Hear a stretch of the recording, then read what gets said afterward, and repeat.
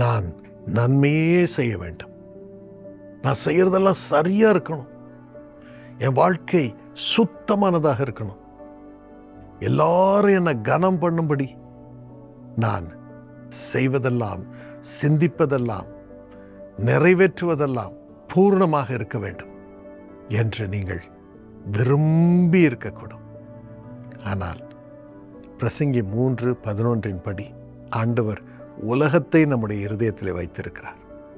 நல்லதை சிந்திக்கணும், நன்றாக நேர்மையாக நீதியாக வாழணும் அப்படின்னு முயற்சி செய்தாலும், இன்னைக்கு இந்த காரியத்தை எல்லாம் நான் நல்லா செஞ்சு முடிச்சிடணும், என் உறவு கரெக்டாக இருக்கணும், என் வார்த்தை கரெக்டாக இருக்கணும் என்றெல்லாம் நீங்கள் நினைத்து செயல்பட முயற்சித்தாலும், இந்த உலகம், உலக ஆசை, உலக இச்சை, உலக சோம்பல், உலக போராட்டங்கள், உலக எதிர்ப்பின் ஆவிகள், இதெல்லாம் வந்து உங்கள் ஆத்மாவை பலவீனப்படுத்தி, உங்கள் இருதயத்தை பலவீனப்படுத்தி, உங்கள் ஆவியை பலவீனப்படுத்தி நீங்கள் செய்ய விரும்பும் நீதியான காரியங்கள், நேர்மையான காரியங்கள், இன்னும் வெற்றி பெற வேண்டிய முயற்சிகள் எல்லாம் உங்களுக்கு வராமல் போகிறது.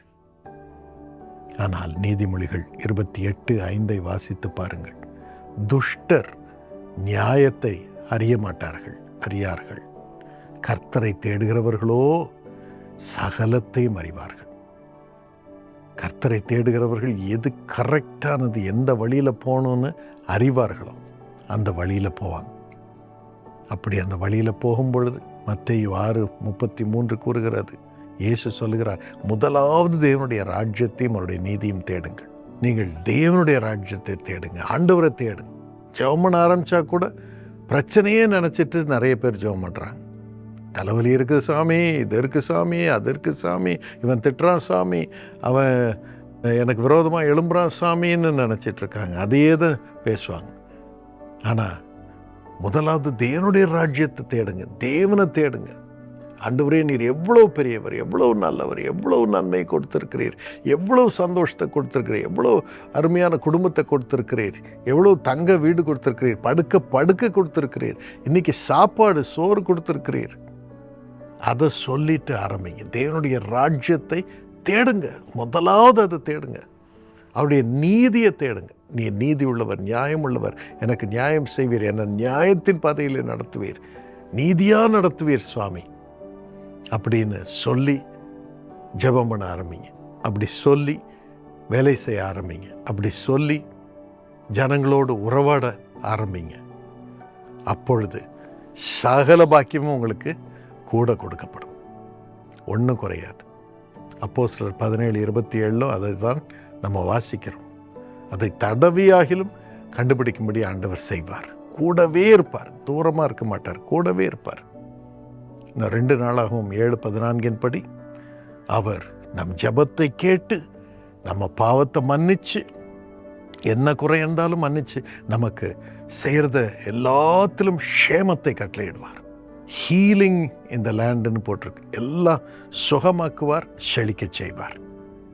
என்னும் சங்கீதம் 34:10 படி ஒரு நன்மையும் நமக்கு குறையப்படாது. கர்த்தரை தேடுகிறவர்களுக்கோ ஒரு நன்மையும் குறையப்படாது. இந்த பாக்கியத்தை ஆண்டவர் உங்களுக்கு இன்று தருவாராக. அவரை சகல விதத்திலும் தேடும்படியான கிருபை தருவாராக. எல்லாவற்றிற்காகவும் தேடும்படி கிருபை தருவாராக. அப்பொழுது நீங்கள் எல்லா பாக்கியத்தையும் கூட பெற்றுக்கொள்வீர்கள். ஒரு குறையும் உங்களுக்கு வருவதில்லை. அவர் உங்களுக்கு க்ஷேமத்தை, செழிப்பை கட்டளையிடுவார்.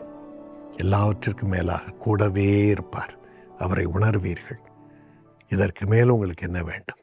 ஏசப்பா, இந்த பாக்கியத்தை அந்த பிள்ளைகளுமே எல்லா காரியத்திலும் செய்ய முன்பதாக உம்மை தேடும் பொழுது நீர் நிறைவாய் அவர்களுக்கு பலனாக தர வேண்டும் என்று ஜெபிக்கிறேன்.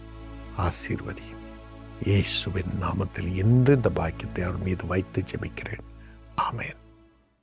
எனக்கு அருமையானவர்களே, குடும்ப ஆசீர்வாத திட்டம் என்று இயேசு அழைக்கிற ஊழியத்தில் இருக்குது.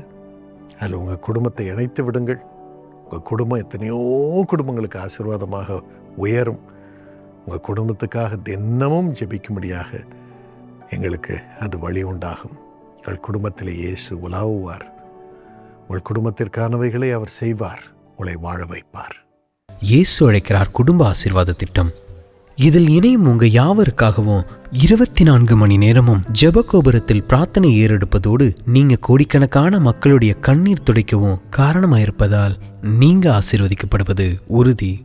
www.jesuscalls.org மற்றும் இயேசு அழைக்கிறார் ஜெபகோபுரத்தில் இன்றே இணைந்திடுங்கள். இயேசு அழைக்கிறார் குடும்ப ஆசீர்வாத திட்டத்தில். நாங்கள் உங்களுக்காக ஜெபிக்கிறோம்.